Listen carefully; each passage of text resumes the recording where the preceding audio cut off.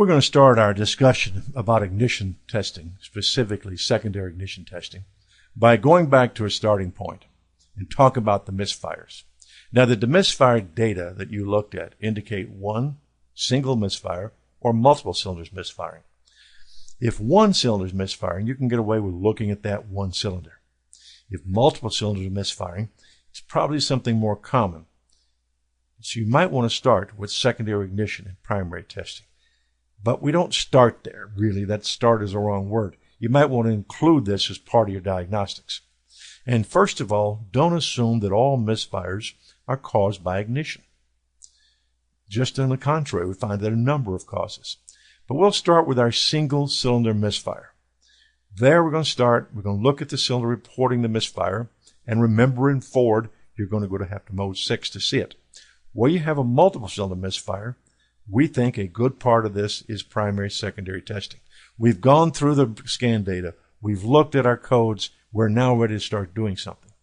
So let's talk about what we're going to be doing in our second phase of our test. We've looked at the codes. We've looked at scan data. We found all we can find out except what's the cause of this misfire. So we're going to connect our ignition scope to the secondary or primary, depending on the vehicle. For coil-on plug, or quad 4s, or vehicles like that the coil is mounted directly to the spark plug, you can use short extension wires as extensions, or you can use adapters that came with your equipment, although we haven't seen any that worked any better than short plug wires. But what we want you to understand is that this ignition pattern has to be analyzed at each point in the cycle.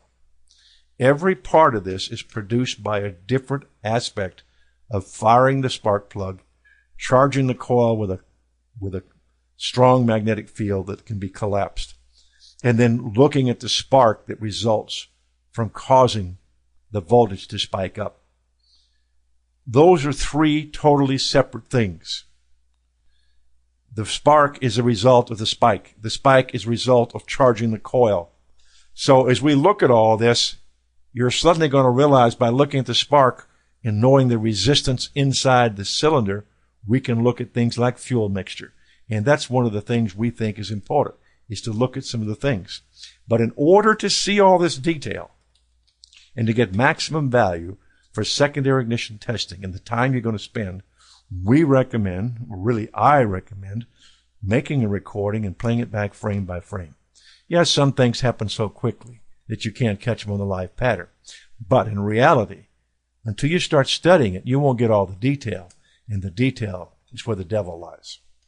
Now, we'll do a case study that will include secondary ignition after we've done all the other things we need to be doing. But we want to show you how this fits into an overall system needed to gather fast and accurate diagnostic information and get at the root cause of the problems. And I said problems because the point we're going to make in here is there are problems. Now, here's common causes of misfire. We all know it can be ignition. That can be coil, it can be wires, it can be spark plugs. We got secondary we can look at, we got primary we can look at to test that. It can be fuel.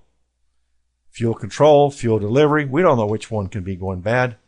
Fuel delivery can be specific cylinders, while fuel control tends to be all cylinders. Mechanical, engine, and intake valve sealing, and EGR. Any one of these can be causing it. Now, our challenge to you is what one test can be used to identify problems in all of these areas. We got 4 main areas: ignition, fuel, engine mechanical, and EGR.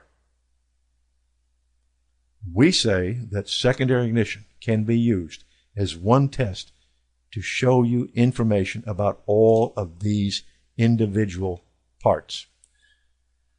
This is the dirty dozen, or the dirty 4, the big 4, the most frequent causes of problems. So let's start taking a look and seeing what kind of information we're going to need to solve this case study we're talking about.